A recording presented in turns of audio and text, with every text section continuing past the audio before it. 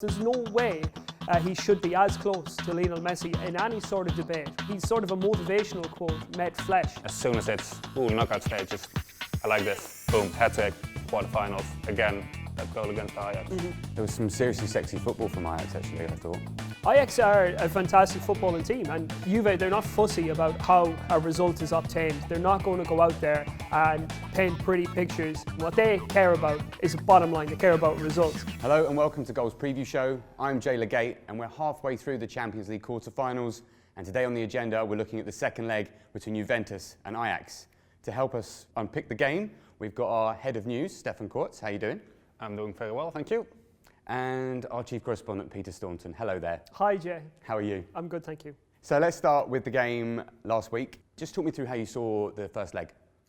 I think Juventus didn't play particularly well and are lucky to have the away goal and to be in touch and to have such a good opportunity to go through. Ajax were by far the better team, punished for one really poor defensive phase of play at the end of the first half, which Ronaldo capitalised from.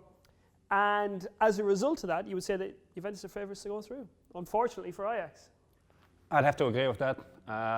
Ajax did really well again, like they did against Real Madrid in the previous round, but in the final third they seemed to be missing that edge to get the extra goal, and obviously they will be pleased to get that equaliser through David Neres, but overall they should have done better, I'd say.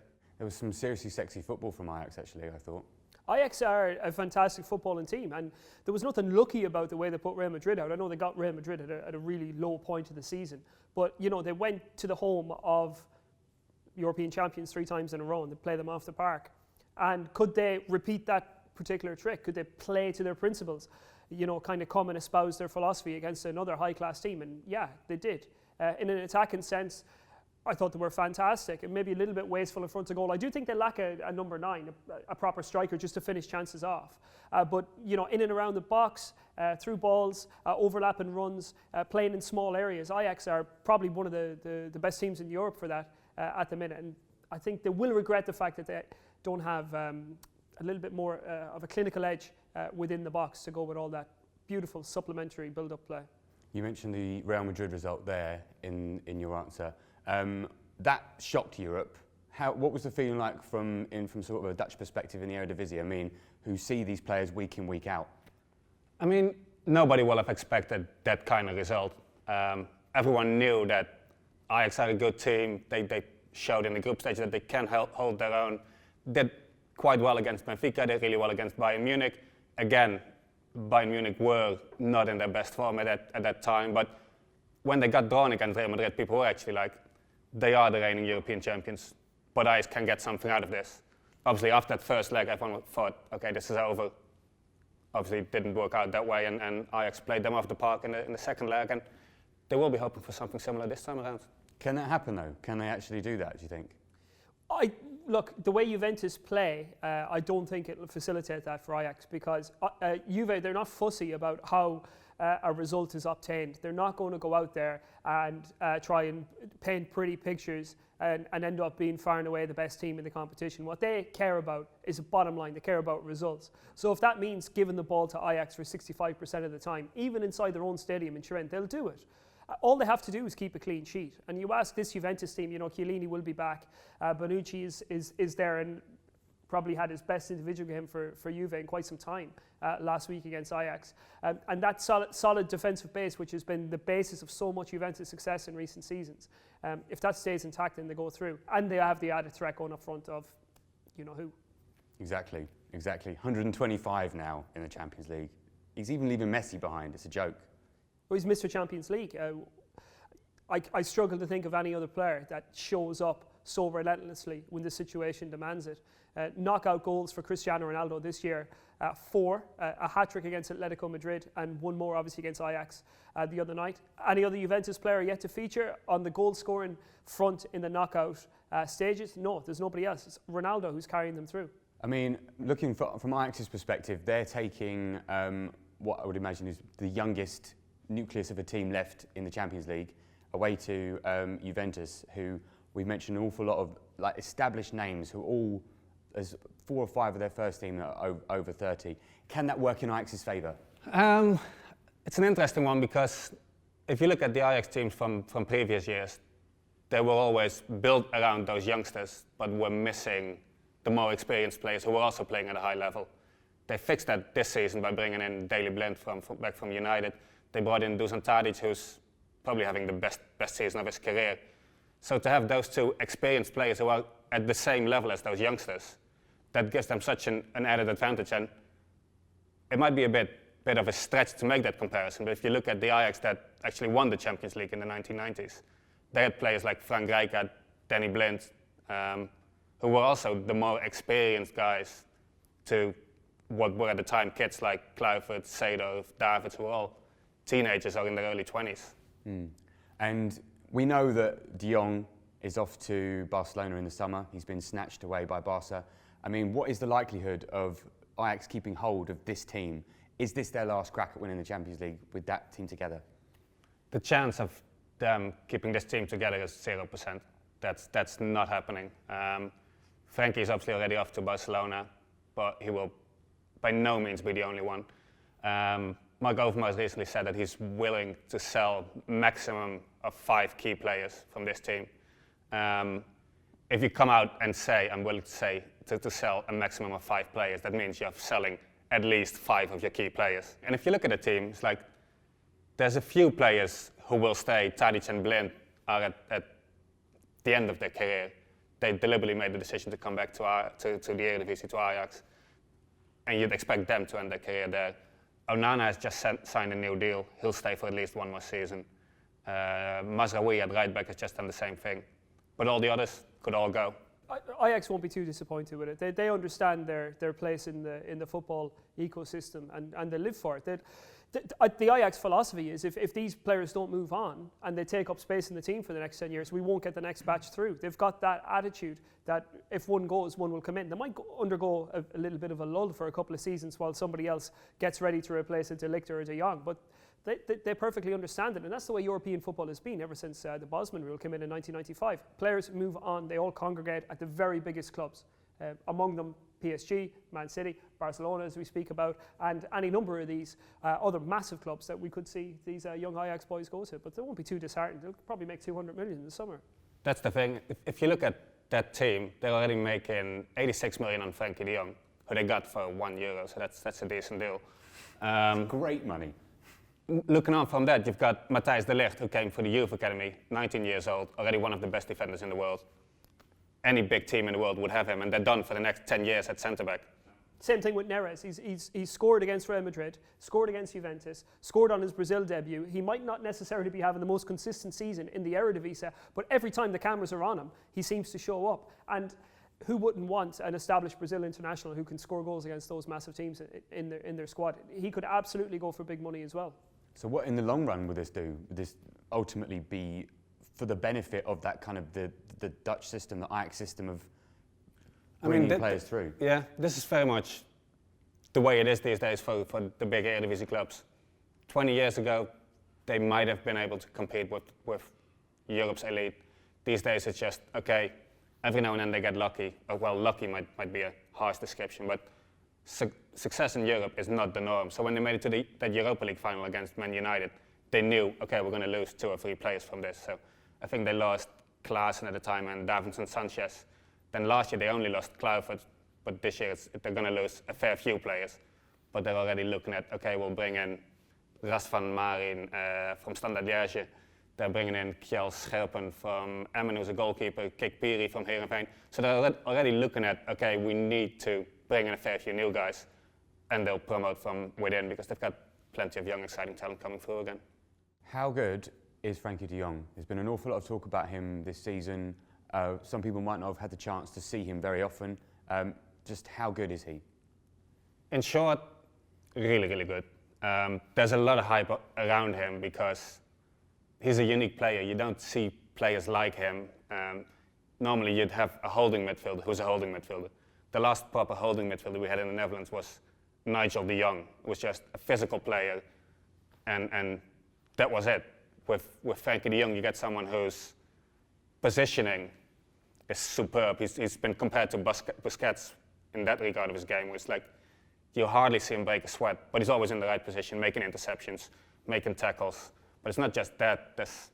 There's also a hint of Iniesta about him, where the way he dribbles and just accelerates from a holding midfield position into the final third and just shields the ball, and people can't touch him. And then on top of that, you've got Xavi's passing skills. So I'm not saying he's as good as those three players, but he's really good, and he's got a bit of everything, and that's why there were so many clubs after him, because he's got a unique combination of skills.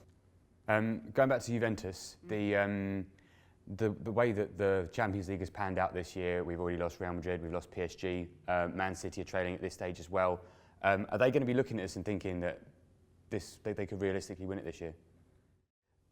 I think for the last 4 or 5 years, Juventus have had that feeling. I mean, they probably thought they were a step off against Barcelona in 2015 when Messi, Neymar, Suarez were absolutely flying and in tandem. But 2017, they thought they were going to win that one. They thought they were going to win that final. They thought they had more than Real Madrid, and they thought they had a game plan, and they thought they had the right personnel on the field, and they were outdone by a bit of individual quality from Cristiano Ronaldo in Cardiff.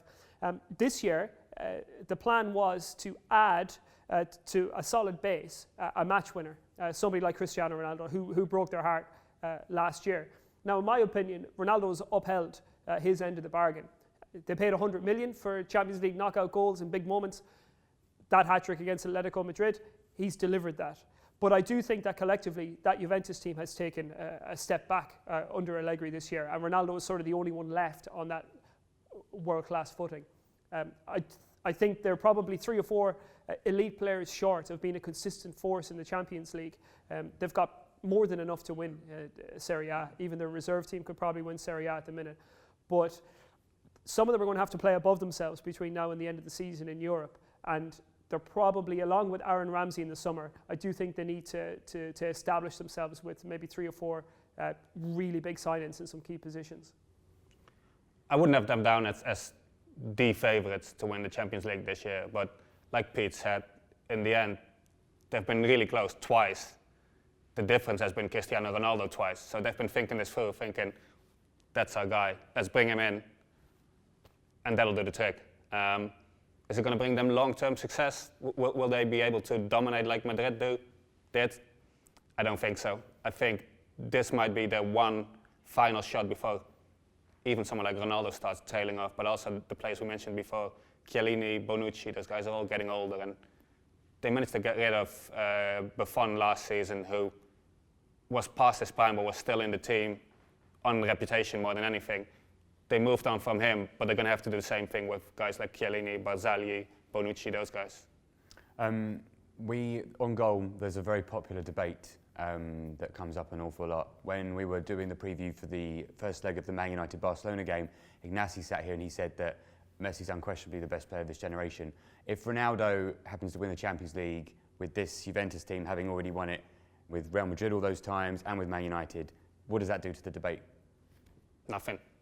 I mean, it confirms that he's a player who rises to the occasion when it matters most, but I think we already knew that. So it would be a phenomenal achievement if he manages to win it with 3 clubs, but does that really change anything to the kind of player he is? We know he can win the Champions League. He's done it with different clubs. We know he shows up when it matters most. Look, I think the very fact that people even have Cristiano Ronaldo in the conversation with Lionel Messi when they are so far apart in terms of what they can see on a football field and their, let's call it their natural ability as football players, is a huge credit to Cristiano Ronaldo and his work rate, because there's no way he should be as close to Lionel Messi in any sort of debate, whether it's individual honours, goals, or team honours. He should never be as close as he is right now. The fact that he can hang in there with Messi is a huge credit to him. But I do think that Messi is operating on another plane. I think he's moved into another realm, maybe in the past couple of seasons. No matter what standard of opposition he goes up against, he always seems to float an extra 25 or 30% above everybody on the opposition team. And it doesn't matter if he's against Getafe or against Man United. It's the same thing. He's up there, better than everybody. I do think Ronaldo deserves massive credit, and he himself has been instrumental in developing his own success. He's sort of a motivational quote met flesh. He's nice way of putting it, I like it. Well, he is. I mean, he's got this groundswell of self-belief like nobody else. I mean, he's a mentality monster. As I know Jurgen Klopp uses that cringeworthy phrase, but Ronaldo is. He's a what monster? He's a mentality monster. And I do think that if you put that hybrid player together, sort of Ronaldo's drive, work rate, ego, and stick that in Lionel Messi, well, you would have an alien footballer. But as it stands right now, I think I would rather Messi as a footballer over Ronaldo. Even though if it came to deciding a one-off game, Ronaldo probably has more chance of scoring the winner. I'd agree with that. I mean, one of the main things you've seen in recent years is that Ronaldo is no longer there from August when the season kicks off until the end of the season in May. He pops up around January, February, then destroys every defense in every game that matters for 3 or 4 months, and that's it. Whereas Messi's there year round. Yeah, but the way Cristiano Ronaldo has developed his career, I compare it to Serena Williams, who doesn't, go around on the WTA tour anymore and go from tournament to tournament. She kind of looks at the Grand Slams and thinks, yeah, I could win that. And Ronaldo learned how to do that under Zinedine Zidane. Now, any other coach who went to Real Madrid, they could never convince Cristiano Ronaldo to sit things out. Rafa Benitez, Lopetegui if he was there, Pellegrini when he was there, Mourinho. You can't convince these players to take a rest. But because Zinedine Zidane had a World Cup, a Ballon d'Or, Champions League, all that credit with Real Madrid, players look up to. They still look up to. They still have role models. They look up to him. So when Zidane said it's a good idea for you to take a weekend off, Ronaldo would take a weekend off, and then he would be able to perform in the quarterfinals, semi-finals of the Champions League. He's learned a lot from that, and he's carried those good habits over into Juventus. Is not trying to play every game, not trying to play every minute in every game, but pick his opportunity to pounce, and he's done it really well. He might not even win the top scorer title in Italy, which is, when he went there, everyone's like, okay, he'll get 30 goals or so there, but I think he's 3rd or 4th in the top scorer title ranking. So that says a lot about where his focus is. Even in the Champions League group stage was a bit like, I think he got 1 or 2 goal goals. against Man U, I think it was, wasn't it? Yeah. And then as soon as it's knockout stages, I like this. Boom, hat-trick, quarterfinals, again, that goal against Ajax. So what he'll be doing for the rest of the season is decide his schedule around the Champions League games, and maybe here and there think, oh, you know what, the derby against Torino, I'll have that. Oh, we're playing Inter Milan there, I'll have that. And that's pretty much going to be the rest of his season, picking and choosing. What do you think is going to happen in the second leg? What I think is going to happen is Juventus get an early goal, quite possibly that man Ronaldo, and then shut up shop, and that's it. What I would like to happen is for Ajax to get that first goal and to get something of a repeat of what happened at the Bernabeu when they went on to win 4-1. Doesn't necessarily have to be that same result, but to get that excitement, that entertaining game, and even if they do cash out, that they go out in style and not in a scrappy 1-0 away loss to Juve. I think Juventus probably think job done as it is right now. All they need to do is to keep a clean sheet, draw nil all, and they're through. They've got their away goal, which for an Italian team, one coached by Max Allegri, is huge. They don't care if it's scrappy. They don't care if the game doesn't look particularly appealing for those watching. All they want to do is get this one over and done with and move on to the semi-final. So I expect it to be a low-scoring game. I expect it to be tight. I think Juventus will just edge the tie, whether they win the game 1-0 on the night or draw 0-0. I think that'll be plenty for them. Ajax could be left with a lot of the ball in front of the Juventus back four. Need to take care that they're not going to get countered on. As Steph mentioned, though, I mean, if they get that early goal, Ajax, in his ideal scenario, would their youthful exuberance not stand them in good stead, especially in the latter stages of the game? Well, there's every reason to believe that Ajax have the ability to go through Juve. They did it against Real Madrid. There's no reason why they can't repeat it. But I just think that Juve are a little bit more streetwise and a little bit better organised than Real Madrid were in the last round. And I don't think they will capitulate the same way that Real did when they had Solari at the helm. Okay, so it seems the consensus looks like Juve are probably going to go through. Ronaldo. Sounds like it. Thank you very much for coming in. Your debut on the preview show, Steph. A lovely debut, I'd say. I'm looking forward to more of the same ones, if and when Ajax make it to the semi-finals. Exactly. Only time will tell. Thank you as well, Peter, for coming in. Not as fond, thank you, but... Well, it's just we know each other so well, Pete, you know. It's like old friends. I'll be back. You'll be back, exactly. And thank you for watching as well. Don't forget to hit the bell icon so you can subscribe to all our other preview shows, our interviews, and all the other cool stuff we do all the time. Enjoy the game and have a lovely evening. Bye-bye.